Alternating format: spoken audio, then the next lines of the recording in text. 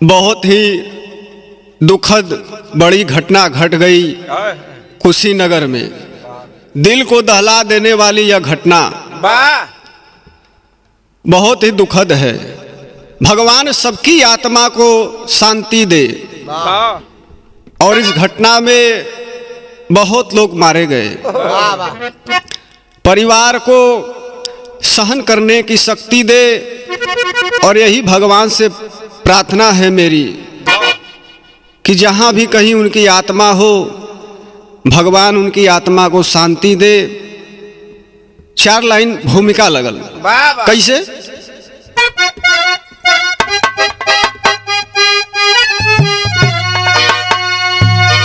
घटना कुशीनगर की भारी,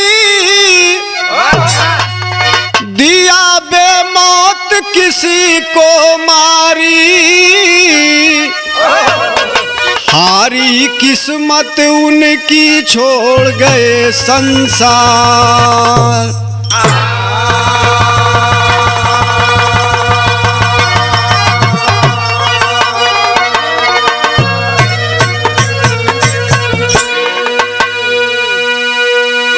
आज सारनाथ संदहा वाराणसी कवि प्यारेलाल गुरुजी के यहाँ यह रिकॉर्डिंग हो रही है। और हिंदुस्तान में बहुत बड़ी दुखद घटना घट गई। मैं अपने गीत के माध्यम से, अपने कलाकारों के माध्यम से यह कहानी आप लोगों के बीच में पेश कर रहा हूँ। आप लोग को जरूर पसंद आएगा। गीत लगल मास्टर। कैसे?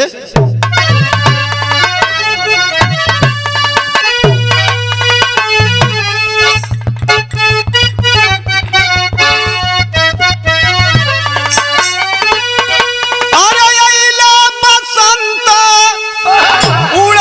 यारा दियो मोरी, देहिया भइल बापी यारा दियो मोरी, देहिया भइल बापी यारा दियो मोरी, देहिया भइल।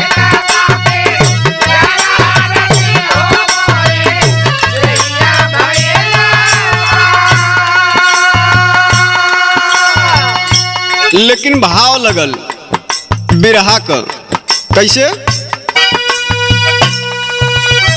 भइल गाड़ी एक्सीडेंट तब मराई गइला हो लोगा, चटनी के जाई से पी साई गइला हो लोगा, चटनी के जाई से पी साई गइला हो लोगा, चटनी के जाई से पी साई गइला हो लोगा, चटनी के जाई से।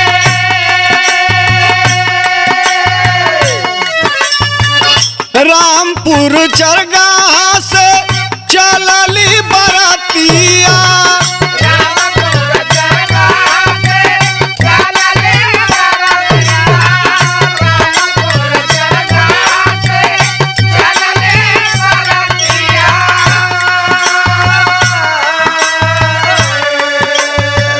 नेबुआ नावरंगिया में जो हल धरातिया,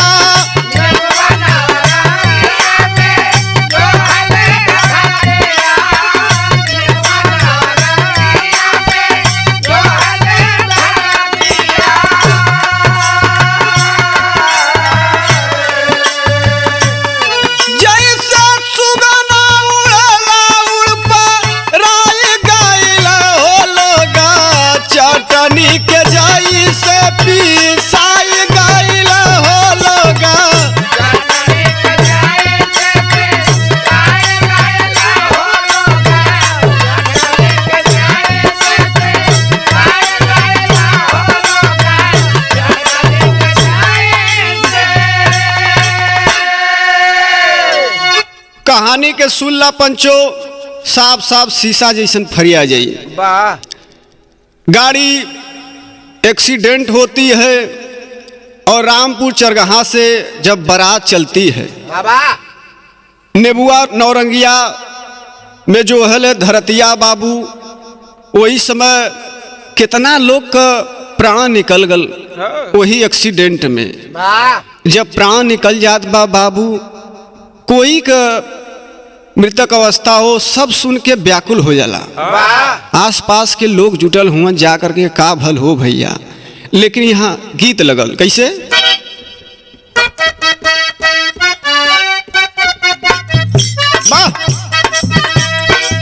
वह गीत बा ये हमारे विजय गुरु जी गौले हुआ कैसे, खड़ी बसो बो हमारे गोरिया के बैठ जा,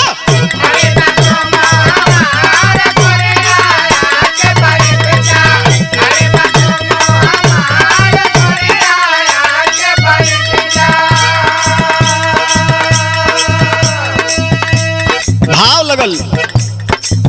आठ लोग भइल सवार गड़िया बढ़त चलल बा,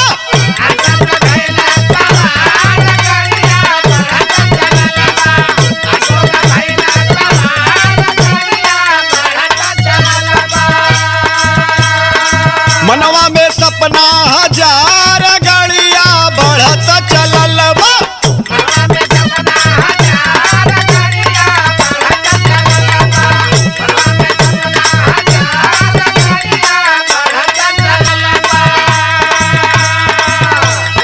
सोच के चेहरा जाला खिली, बर्फी छेना रसगुल्ला मिली,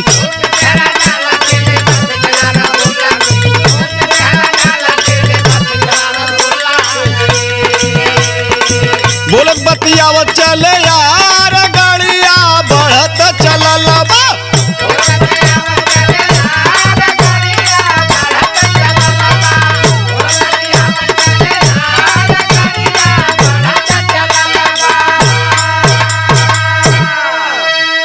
ए बाबू कहानी के सुनला। उस गाड़ी में 8 लोग बैठे हैं, सब आपस में बात कर रहे हैं कि हम लोग चलेंगे, छेना खाएंगे, रसगुल्ला मिली। आपस में सब संगी दोस्त बतियावत हन बाबू।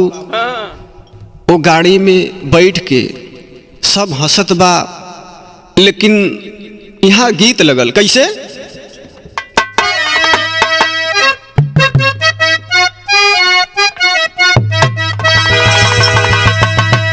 एक गीत के हमारे स्वर्गीय रामदेव गुरु जी गावे कैसे,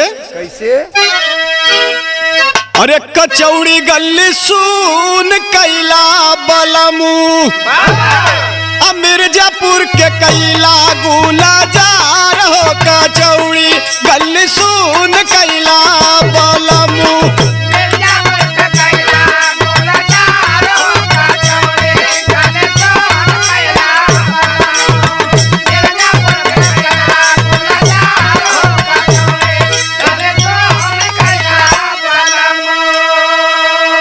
लेकिन बिरहा के समझला बाबू, निबुआ नाव रंगिया गाड़ी आई गईली, आखिर टकराई गईली भैया,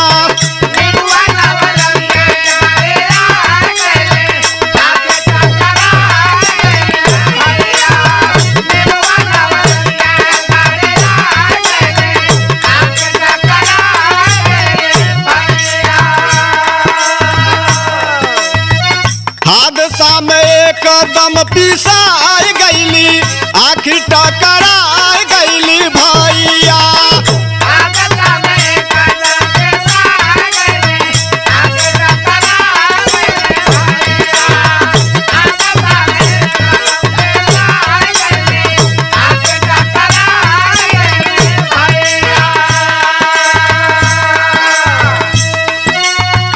घटना सुन के लोग घटना स्थल पर पहुंचल,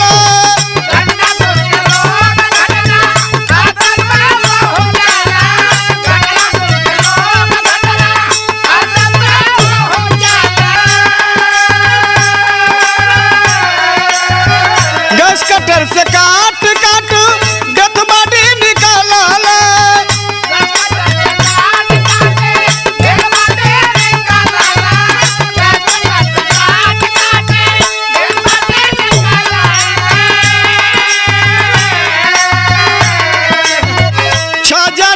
दुनिया और आई गईली, आखिर टकरा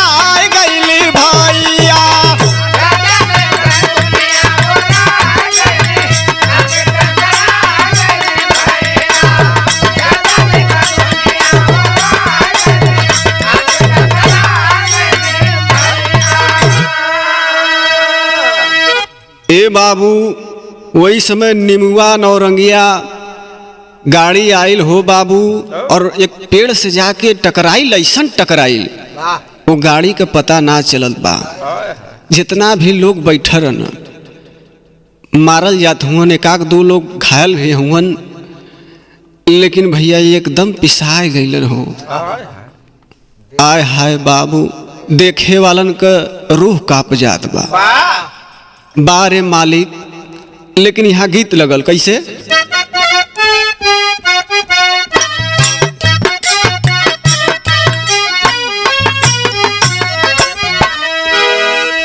माई काली बेटी नियरे बियाबा, बाबू काला बड़ी दूरा हो। माई काली बेटी नियरे बियाबा, बाबू काला बड़ी दूरा हो। माई काली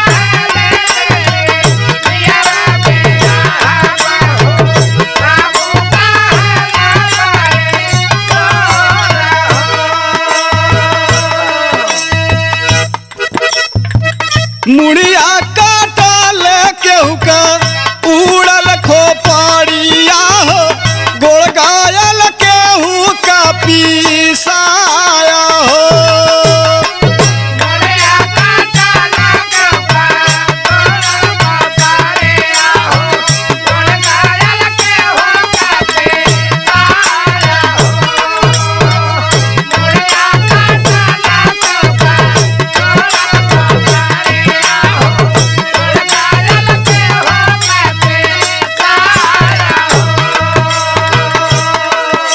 कोई का मुड़ी कट गल बा, कोई का खोपड़ी उड़ गल बा। ये बाबू तब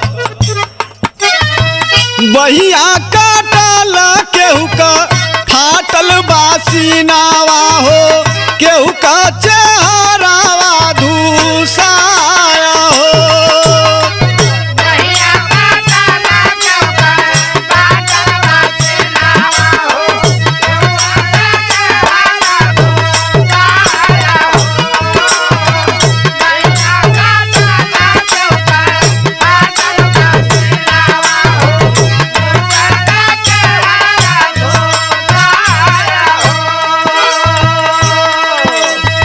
लोगवा उठा के अस्पताल लेके गईल हो, छलक के मृतक डॉक्टर साहब बताइल हो। दू जाने घायल बाड़ वही अस्पतालवा में, जिनकर दवाई चलत बाया हो।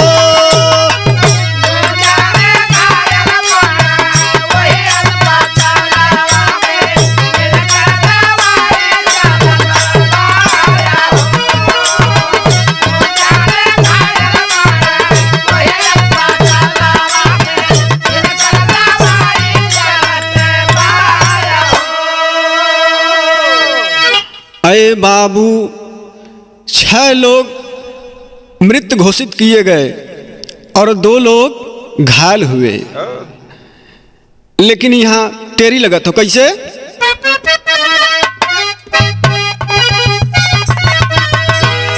कि मौतिया घेरा बांध के चले, कहिया के करे सिर पर आ जाई विपत्तिया। मौतिया घेरा बांध के चले, कहिया के करे सिर पर आ जाई विपत्तिया। मौतिया घेरा बांध के चले, लेकिन यहाँ पहपट लगा तो कैसे?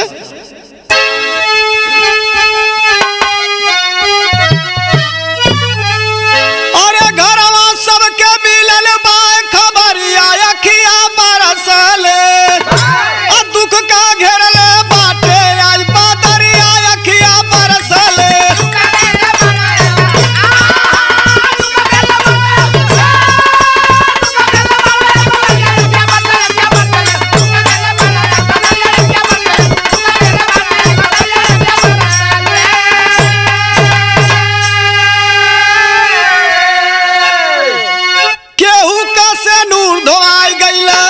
बचवा अनाथ भइला हो जाए के रहला बारात में ऊ दुनिया छोड़ के गइला हो ढकल कफन में जेकर बस शरीर अखिया बरसले कलब कलब के रोवाली मतरिया अखिया बरसले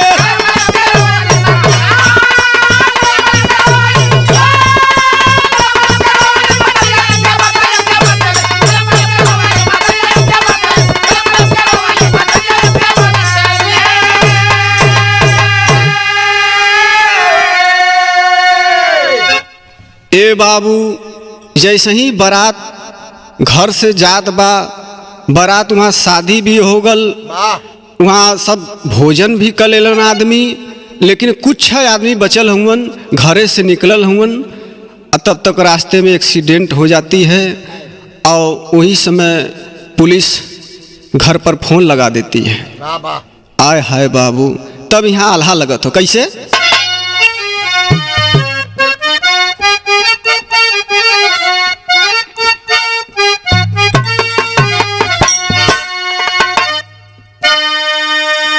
घटना में हरेंद्र भीमा आज मार गइला बाबू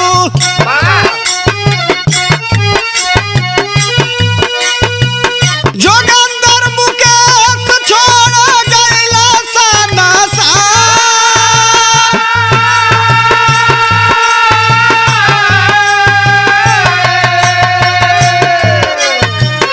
रहल रणजीत भी हो बैठल गाड़िया में भैया ओम प्रकाश धारती से भइला फरार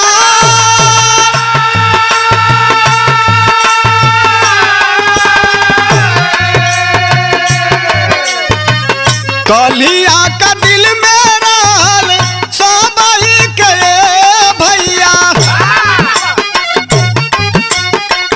आज पुलिस अपना हो गइल नशा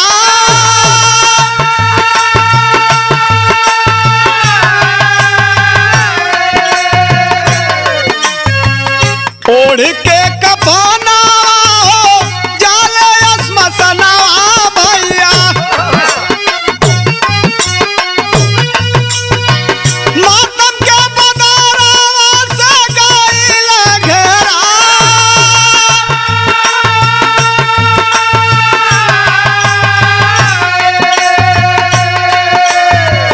गुजरत का होई आज सबके दिलावा पर भैया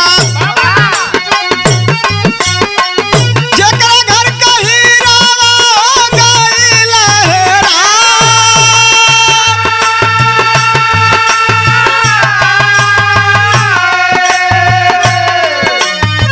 वैसे छटपटाले छटपटाया जस मछरिया बाबू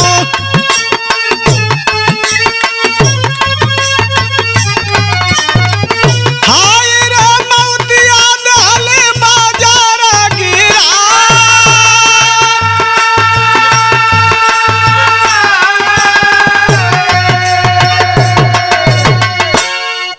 आय हाय बाबू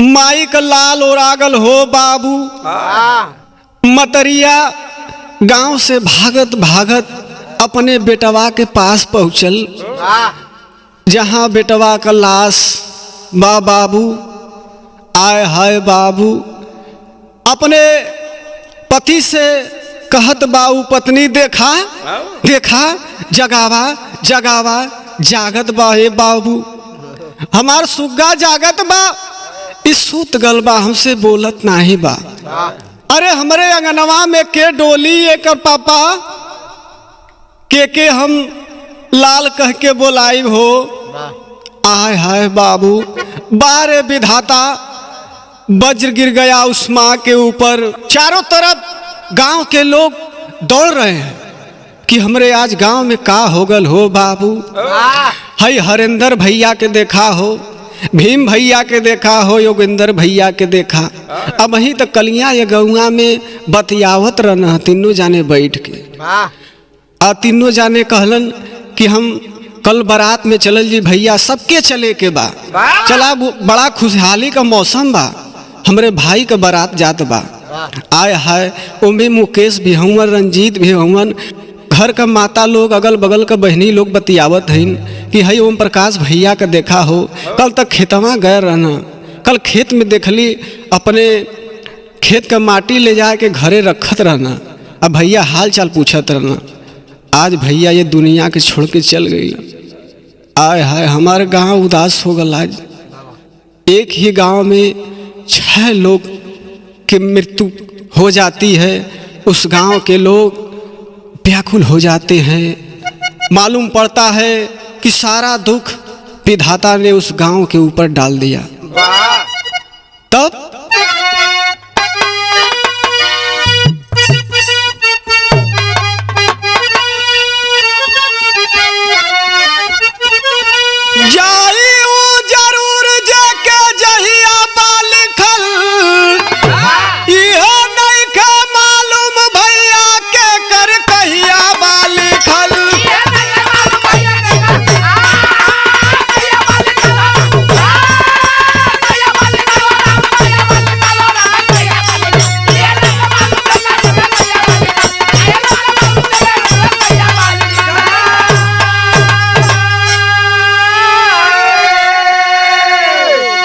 कुशीनगर वाली घटना रखलस हिलाई के, कितना घरवा कयाज दिया ना बुताई के।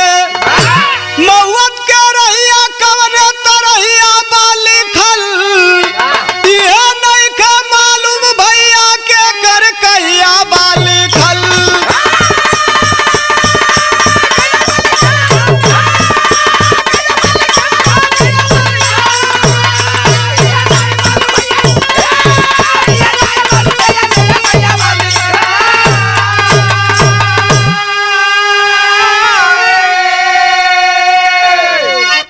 ए भैया, न मालूम के कर कहिया बा लिखल, जाई उ जरूर जेके जाए के बा।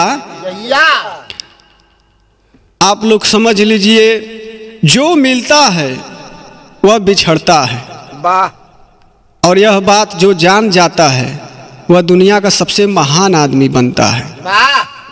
कहना गुरु बिहारी, गुरु गणेश, गुरु रामलाल गमगीन, स्वर्ग चंद्रिका कवि एक गयल सितारा छीन। मऊतिया के कर कहिया बाली खल, राम शिष प्यारा लाल का दुख में